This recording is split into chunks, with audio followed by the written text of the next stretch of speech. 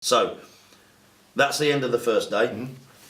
Obviously we stay behind, do a little bits and pieces. You go home. I read somewhere on the forum that you're gonna have a nice sleep and whatever, and then the dog needed a wee in the morning at 7, so you took him for a walk. Well, as soon as we had finished, I thought, in my head, the preparation into the game was awful. I had hardly any sleep through the week with stopping up late, too late, and things at work, and so I thought I'm going to get to home and get a proper night's sleep. But when I went to home, went to bed, I was tossing and turning all the time, and probably active head was going on. And then I was up early with the dog was shouting and bawling to go out for a pee and what have you. And so I took him out, and it was lashing down the rain, absolutely lashing down. And but I walked out on the streets, and he's just like, clear your head, and and I come, then Stumpy rang me up and he says, you fancy going out for a bit dinner before we go over? So we've done that. That sort of like chills you out. Had a good bit of laugh in the pub and stuff.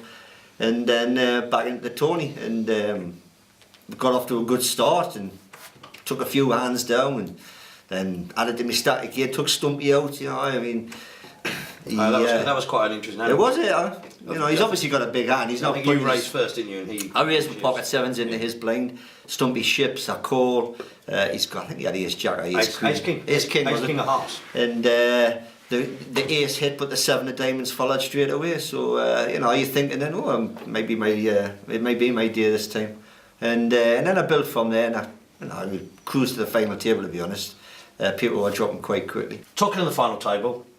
Obviously we did the NPF style, we had the banners up, we had the music playing, we introduced you all.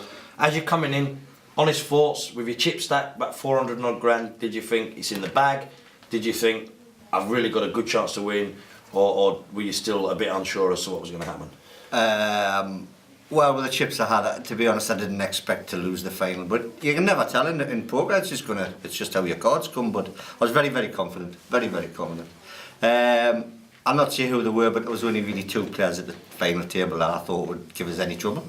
And but I got off to a good start on the final table and took chips off people who I thought could do us damage, and away we went. Yeah, I think a turning point on the final, from obviously watching, I think probably one of the people you're talking about there is Sean McGuigan. Yes. He got himself into a situation where he had to call off his last 50 grand with no hand. Yes. And I think that's a turning, because I think if Sean probably wins that pot or gets a good stack up, I think he's one of the ones that's probably going to cause you trouble. Along with Ben, who got heads up with, I think that them two were probably the most experienced two at the final table of them sort of games as well. But really, from watching it, I didn't really see you in any trouble in the final table at all. I had been on Steve Brennan's table, 2 tables with Steve Brennan.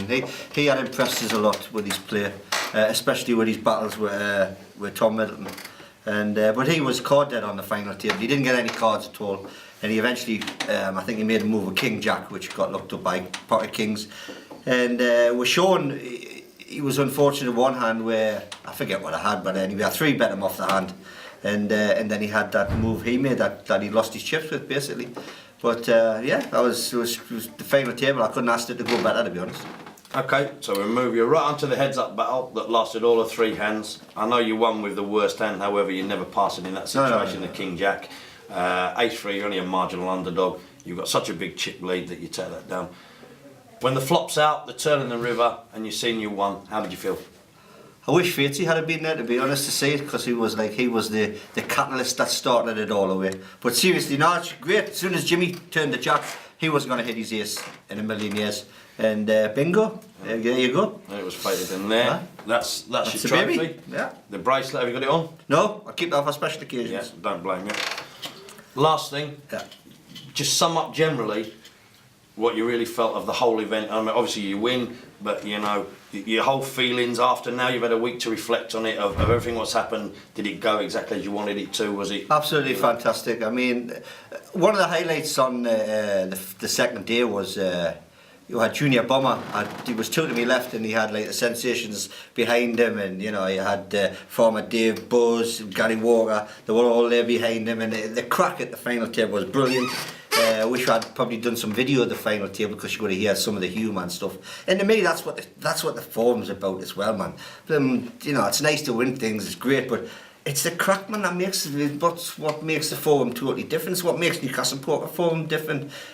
People go out and play to enjoy it, man. That's what it's all about, and hopefully that's what came out of the event the most. You know, everybody that came, they've sent messages in. Had such a good time. When's the next one?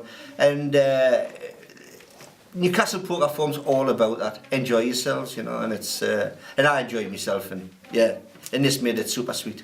Okay, well, thanks for coming in. Thank you. From your office next door. Thank you. Long journey back, so we'll let you go. Long journey back. That was Team Dobbs, winner of the 2009 Newcastle Poker Forum Championship. See you all next week. Thank you.